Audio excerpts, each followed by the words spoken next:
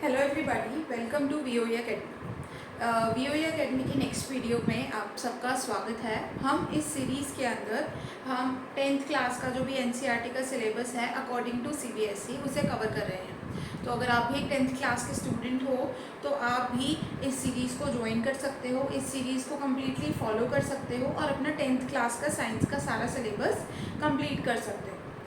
ये सीरीज़ अभी physics subject के लिए चल रही है और हम फिज़िक्स सब्जेक्ट को कम्प्लीटली स्टडी कर रहे हैं। हम पूरा देख रहे हैं कि फ़िज़िक्स सब्जेक्ट में फ़िज़िक्स सब्जेक्ट के हम सारे के सारे जो चैप्टर्स हैं उन्हें कंप्लीट कर रहे हैं। अब तक की हमारी वीडियोस के अंदर हमने लाइट रिफ्रैक्शन वाला जो चैप्टर है वो स्टार्ट किया हुआ है और हमने अब तक के चैप्टर में जो रिफ्लेक्शन का टॉपिक है उसे कंप्लीट कर दिया है। मैंने अपनी पिछले वीडियो के अंदर आपको रिफ्रैक्शन, जो कि हमारा नेक्स्ट टॉपिक है, रिफ्रैक्शन।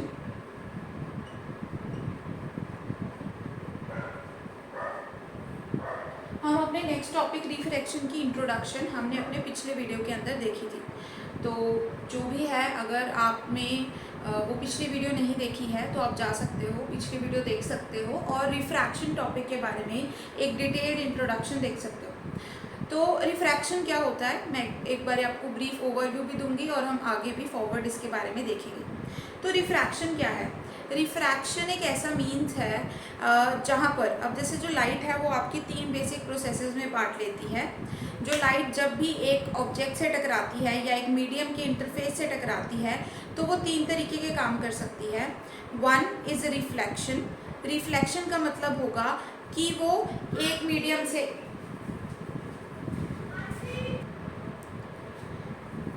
तो रिफ्लेक्शन होता है कि जब एक लाइट जब वो एक मीडियम से दूसरे मीडियम के अंदर जा रही होती है, या ये कहो कि एक लाइट एक मीडियम में ट्रैवल कर रही है और वो रेडली एक ऑब्जेक्ट से टकराने वाली है, क्योंकि हर एक ऑब्जेक्ट क्या है, एक डिफरेंट मीडियम बना लेता है। तो जब लाइट एक मीडियम से दूसरे मीडियम की तरफ जा रही है, बढ़ रही है, तो अगर वो जिस ऑब्जेक्ट से, जिस इंटरफेस से वो टकराई है, अगर उससे टकराकर वो बाउंस बैक कर जाए, बाउंस बैक करने का मतलब अगर वो उसी मीडियम के अंदर दोबारा वापस आ जाए तो उस प्रोसेस को बोला जाता है रिफ्लेक्शन। ठीक है, ये एक बेसिक प्रोसेस है। इसके अंदर क्या होता है, एक जो अपनी लाइट है वो अपना मीडियम नहीं बदलती है, यानी लाइट सेम मीडियम के अंदर ही रहती है। वेयर एज रिफ्रैक्शन कैसा प्रोसेस था? रिफ्रैक्शन एक ऐसा प्रोसेस होता है जहाँ पर लाइट उसी सेम मीडियम में वापस नहीं आती है।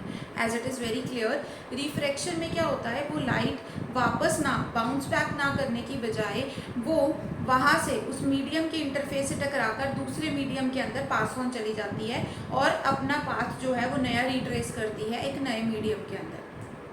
तो इस प्रोसेस को क्या बोला जाता है, रिफ्रैक्शन।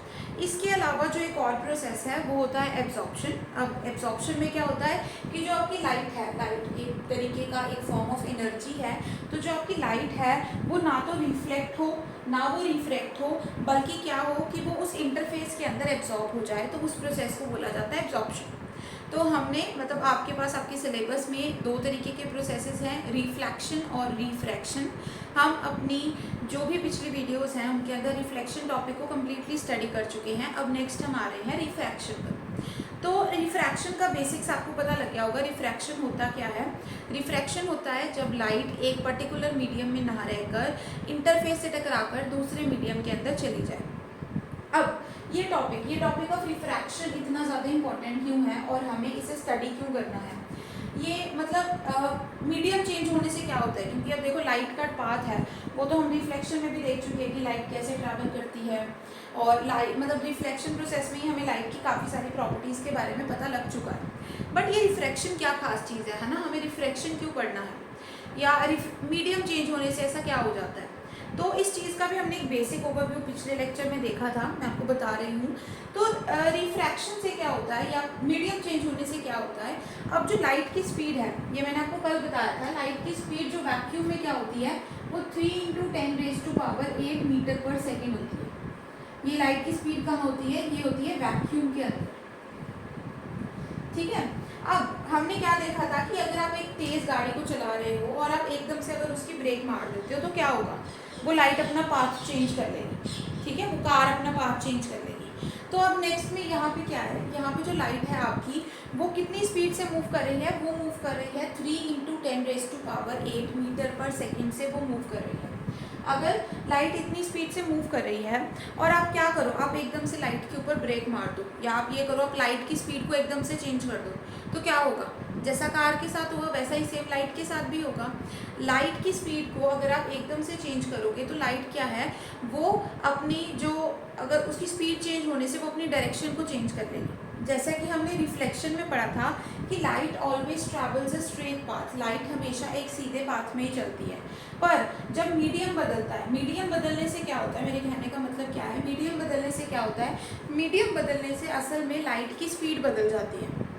मतलब जो आपकी ये लाइट है वो हर एक मीडियम से मेरा मतलब क्या हो सकता है, जैसे एयर एक मीडियम है, वैक्यूम एक मीडियम है, वाटर एक मीडियम है, ऑयल एक मीडियम है, किसी भी तरीके का लिक्विड जैसे पेट्रोल एक मीडियम है। तो मीडियम क्या होता है, एक इंटरफेस जिसके अंदर से एक स्पेस है ना, जो एक पर्टिकुलर चीज़ से भरी हुई है, और अगर उसमें से कोई चीज़ ट्रांसपोर्ट कर रही है तो उसे मीडियम बोलते हैं। ठीक है, तो जैसे समुद्र है, अगर पानी के नीचे जाओगे तो वो मीडियम कैसा होगा, वो वाटर होगा, वाटर एज अ मीडियम वहाँ पे होगा। आप किस मीडियम में रह रहे हो, आपके आसपास क्या है, आपकी स्पेस किस चीज़ से भरी हुई है, आपकी सारी की सारी स्पेस भरी हुई है एयर से। तो यहाँ पर आपका मीडियम क्या हुआ, यहाँ पर आपका मीडियम होता है एयर। तो अब मीडियम में क्या होता है, जो डिफरेंट तरीके का मीडियम होता है ना, उसके पार्टिकल्स आपस में डिफरेंट तरीके से इंटरेक्ट करते हैं, जिसके कारण जो आपकी लाइट है वो हर एक मीडियम में एक डिफरेंट स्पीड से ट्रैवल करती है। जो लाइट की स्पीड होती है वो वैक्यूम में कुछ और है, लाइट की स्पीड एयर में कुछ और होगी, वाटर में कुछ और होगी, ऑयल में कुछ और होगी, केरोसिन में कुछ और होगी, और किसी भी और लिक्विड में कुछ और होगी। जो लाइट की स्पीड है वो सेम नहीं रहती है मीडियम बदलने पर, मीडियम बदलने से स्पीड बदलती है।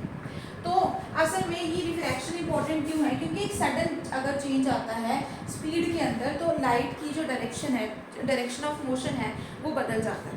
ठीक है, तो वैक्यूम तो अब नेक्स्ट चीज़ क्या है, हमने ये देखना है कि ये मीडियम्स में क्या फ़र्क है। अब मीडियम हमने दो तरीके के देखे थे, अब हम उसे डिटेल में करते हैं। एक होता है डेंस मीडियम और एक होता है रेयर मीडियम। अब हमें ये तो पता लग गया रिफ्रैक्शन का कॉज क्या है, it is because of the change in speed of light और change in the medium of the light. अब जो डेंस मीडियम और रेयर मीडियम क्या होता है, ठीक है, मीडियम में मीडियम का चेंज हो जाने से क्या चीज़ों पे फ़र्क पड़ता है। ये अगर कोई आपका मीडियम डेंस है या रेयर है, ये किस पे डिपेंड करता है, ये एक सोल चीज़ पर डिपेंड करता है जिसको हम बोलते हैं डेंसिटी। ठीक है, डेंसिटी मतलब कि कोई चीज़ कितनी घनी है। ठीक है, तो अब अगर कोई मीडियम, अगर हम इसको कंपैरिजन में देखा जाता है हमेशा कि कोई चीज़ डेंस है या रेयर है, किसके हिसाब से देखा जाता है, डेंसिटी के हिसाब से। अगर आपकी डेंसिटी क्या है, ज़्यादा है, तो उस मीडियम को बोला जाएगा डेंस। अगर आपकी डेंसिटी कम है तो उस मीडियम को बोला जाएगा रेयर। ठीक है, तो डेंसिटी के बेसिस पे हम दो मीडियम्स को कंपेयर कर सकते हैं। अगर डेंसिटी ज़्यादा है तो मीडियम को बोला जाएगा डेंस, अगर डेंसिटी कम है तो मीडियम को बोला जाएगा रेयर। अब डेंसिटी के डिफरेंस से क्या फ़र्क पड़ जाता है, जैसे मान लो अगर हम दो ऑब्जेक्ट्स लेते हैं, जैसे आप एक तरफ वाटर ले लो, एक तरफ आप हनी ले लो, तो आप मुझे बता सकते हो इसमें से डेंसिटी किसकी ज़्यादा होगी। डेंसिटी का अगर किसी को नहीं पता है तो डेंसिटी का हिंदी में मतलब, हिंदी में इसका अनुवाद होता है घनत्व, मतलब कोई चीज़ कितनी घनी है या कोई चीज़ कितनी गाढ़ी है ना, तो उसको डेंसिटी बोला जाता है। तो अब आप मुझे बताओ कि वाटर ज़्यादा डेंस होगा या हनी। तो ये तो सबको ही पता होगा, सबने वाटर भी देखा होगा, सबने हनी भी देखा होगा, तो हनी ज़्यादा डेंस होती है। तो अगर अब आपके पास एक ऐसा सिस्टम हुआ जहाँ पे लाइट कहाँ से जा रही हो, जैसे वाटर से हनी में जा रही हुई, मान लो आपने कोई दो बीकर बना रखे हैं यहाँ पे, ठीक है, इस बीकर में तो आपने क्या डाल रखा है, वाटर, और यहाँ पे आपने डाल रखा है हनी। ठीक है, और लाइट क्या है, ऐसे जा रही है, ऐसे जा रही है लाइट, है ना। तो क्या हो रहा है अब जब लाइट इस पाथ के थ्रू ट्रैवल कर रही है तो लाइट क्या है, वाटर से जब हनी में जाएगी तो लाइट के आसपास का जो मीडियम है उसकी डेंसिटी जो है वो बढ़ जाएगी। ठीक है, क्योंकि वाटर की डेंसिटी क्या है, कम, और इसकी क्या है, ज़्यादा। तो यहाँ पे लाइट कैसे ट्रैवल कर रही है, लाइट ट्रैवल कर रही है from rare medium to a denser medium. अब ऑन दिस बेसिस ही हमें क्या पता लगता है कि जब डेंसिटी चेंज हो जाती है ना तो लाइट क्या कर लेती है, अपने पाथ को चेंज कर लेती है और वो बेंड हो जाती है। अब आपको ये तो पता लग गया होगा कि डेंस मीडियम और रेयर मीडियम क्या होता है। अब आपको ये सीखना है कि लाइट का पाथ किस तरीके से मतलब डेंस से रेयर होने में या रेयर से डेंस होने में लाइट में क्या फ़र्क पड़ता है।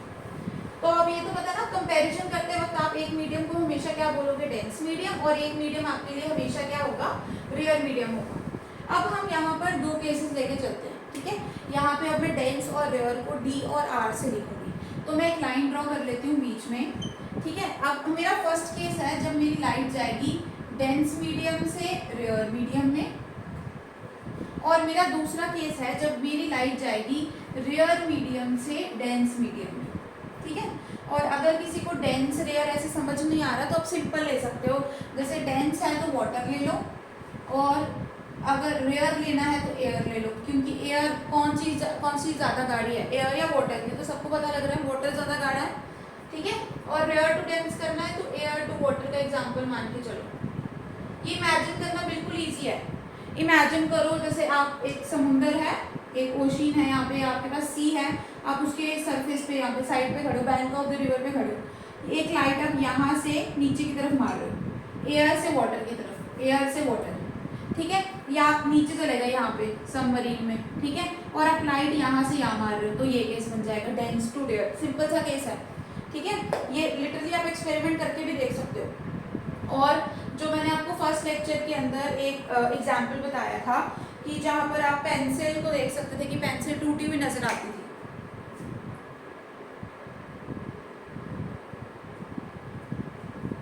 तो वो पेंसिल टूटी हुई क्यों नजर आती थी, वो इसी चीज के कारण नजर आती थी, क्योंकि मीडियम चेंज हो रहा था। आप कहाँ खड़े हो, आप हवा में खड़े हो, पेंसिल कहाँ है, पानी के अंदर।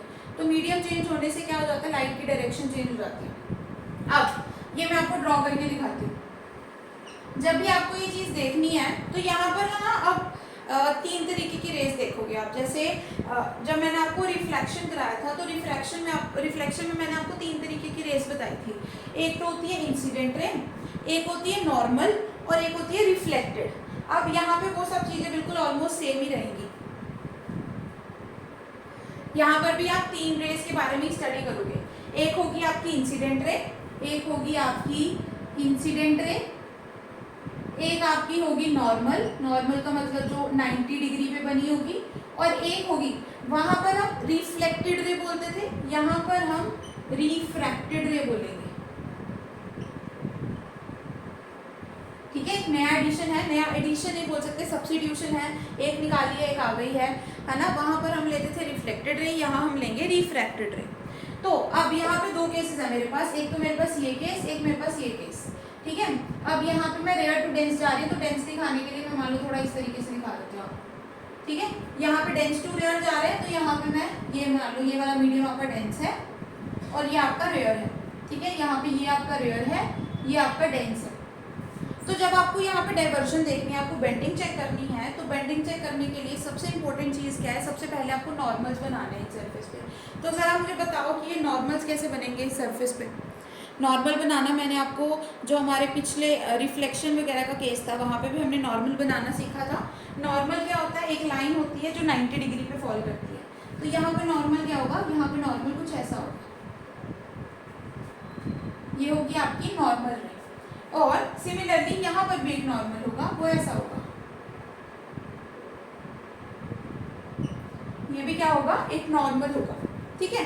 अब यहाँ पर मैं क्या कर रही हूँ, यहाँ पर जो रे है सबसे पहले डेंस मीडियम से आ रही है, मान लो रे ऐसे आ रही है डेंस मीडियम से, ठीक है। आपको ये चीज़ हमेशा याद रखनी है, जब भी लाइट कहाँ से कहाँ जाती है, फ्रॉम डेंस टू रेयर जाती है।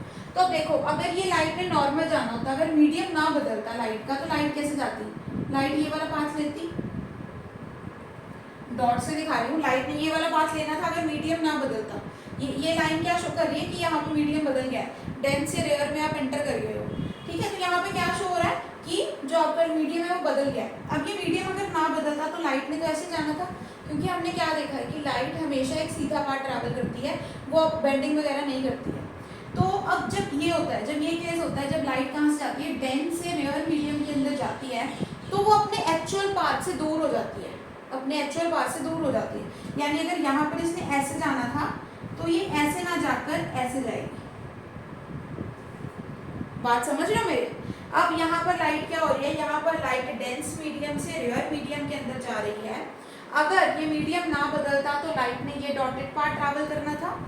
For the case of dense to rare, जो लाइट है वो अपने असल वाले पाथ से दूर की तरफ चली जाती है, दूर चली जाती है। इसको बोला जाता है, अगर इसको आपको अपने बुकिश लैंग्वेज में या बोलो अपने अगर पेपर में आपको उसको रिप्रेजेंट करता है तो आप ये लिखोगे, when light goes from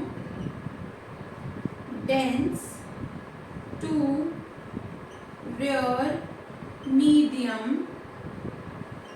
it bends away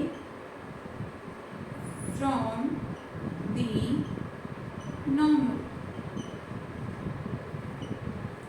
ठीक है, यहाँ पर क्या होता है कि अगर आपकी लाइट होती है, अगर वो जाती है डेंस मीडियम से रेयर मीडियम के अंदर, तो आपको एग्जैक्टली क्या होना है यहाँ पर, light when light goes from dense to rare medium it bends away from the normal, ये नॉर्मल से दूर चली जाती है। देखो असल में इसने यहाँ जाना था, अगर नॉर्मल के पास जाने का मतलब क्या होता है, ये इधर चली जाती, but when it goes from dense to rare it bends away from the normal, ये नॉर्मल से दूर चली जाएगी, इसलिए उसने ये वाला पाथ ट्रैवल किया।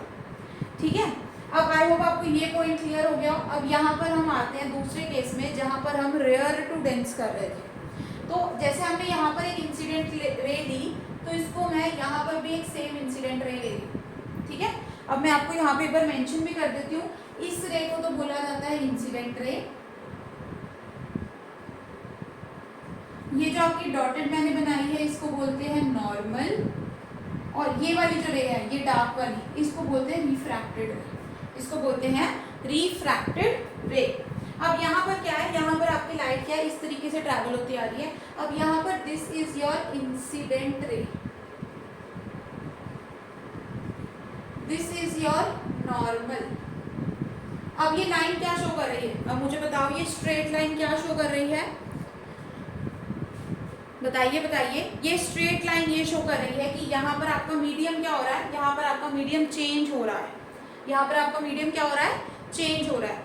तो अब अगर लाइट ने, अगर ये मीडियम ना चेंज होता तो लाइट कहाँ जाती, लाइट इस पाथ के थ्रू जाती, ये डॉट्स वाला पाथ लेती लाइट, राइट, ये डॉट्स वाला पाथ ही लेती ना लाइट। तो इस केस में होता है ये लाइट क्या है, नॉर्मल के पास आ जाती है, इस केस में लाइट क्या होती है, नॉर्मल के पास आ जाती है और वो ये वाला पाथ ट्रैवल करती है। When light goes from rare to dense medium it bends towards the normal. तो मैं आपको ये चीज़ लिखवा भी देती हूँ, ये बहुत इंपॉर्टेंट रूल्स हैं जो आपको याद रखने हैं।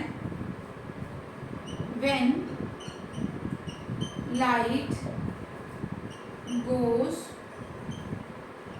From rare to dense medium it tends towards the normal। ठीक है, काफ़ी इंपॉर्टेंट चीज़ है, काफ़ी इंपॉर्टेंट रूल्स हैं, और ये दोनों रूल्स ही आपको याद होने चाहिए जब भी आपको रे डायग्राम्स बनाने आएंगे ना। जैसे आपने रे डायग्राम्स अपने जो मिरर्स हैं उनके केसेस में बनाए, वैसे ही रे डायग्राम्स अब आपको रिफ्रैक्शन के केस में भी बनाने होंगे, और उनमें जो सबसे बेसिक इंपॉर्टेंट रूल है जो आपको ध्यान में रखना है वो यही दो रूल्स हैं। पहला रूल क्या है कि अगर आपकी लाइट जा रही है डेंस से रेयर मीडियम में, डेंस के लिए एग्जाम्पल में मैं ले रही हूँ वाटर, रेयर के एग्जाम्पल में मैं ले रही हूँ एयर। ठीक है, तो जब आपकी लाइट जा रही है from dense to rare medium, तो उस केस में क्या होगा, जो लाइट है वो नॉर्मल से दूर चली जाएगी, नॉर्मल से दूर चली जाएगी। मतलब जो उसका एक्चुअल, पहले आपने क्या करना है, दूर जाने का मतलब ये आप बोलोगे ना मैम यहाँ पर भी तो दूर ही थी, तो आपने क्या करना है, पहले उसका एक्चुअल पाथ बना लेना है, उससे थोड़ा दूर बनाना है, तो वो क्या होगा, दूर जाना। ठीक है, तो when light goes from dense to rare medium it bends away from the normal, वो नॉर्मल से दूर, नॉर्मल से ऑपोजिट वाली साइड पे चली जाती है। वेयर एज यहाँ पर आपका दूसरा केस क्या है, जब आपकी लाइट जा रही है from rare to dense medium, rare में आप एयर ले लो, डेंस में आप वाटर ले लो, यहाँ पर जो आपकी लाइट है वो क्या कर जाएगी, वो अपने एक्चुअल पाथ, उसका एक्चुअल पाथ क्या होना था, ये वाला डॉटेड, उससे टुवर्ड्स नॉर्मल चले जाना है, उसने क्या हो जाना है, उसने टुवर्ड्स द नॉर्मल चले जाना है। ठीक है, तो when light goes from rare to dense medium it bends towards the normal, वो क्या है, नॉर्मल के पास चली जाएगी। तो ये कुछ बेसिक रूल्स थे जो आपको रिफ्रैक्शन के केस में स्टडी करने थे। आई होप आपको ये समझ आए हों, and thank you so much for watching BOE Academy. I hope you learned well, and till then bye. Hope we meet in the next video.